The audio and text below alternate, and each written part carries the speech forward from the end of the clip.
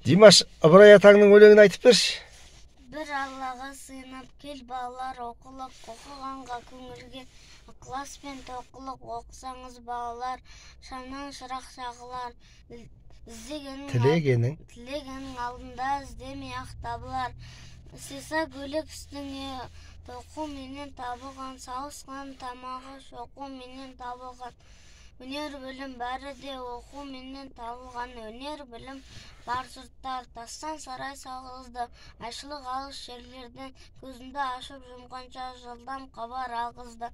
аты жоқ құр арбаны мың шақырым жерлерге күн жанында барғызды адамды құстай ұшырды мал істейтін жұмысты отпен суға түсірді отынсыз тамақ пісірді сусыздан сусын ішірді теңізде жүзген балықтай дүниені кезде жалықпай білген жерге осылар бәрі дағы анықтай білмегенде танықтай бізде бекер жатпалық осыларға таныспай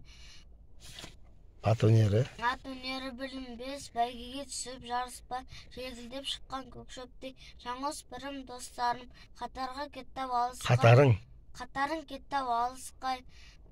ұмтылыңыз қалыспай біз надан боп өсірдік иек тегі сақалды өнер жігіт көркі деп ескермедік мақалды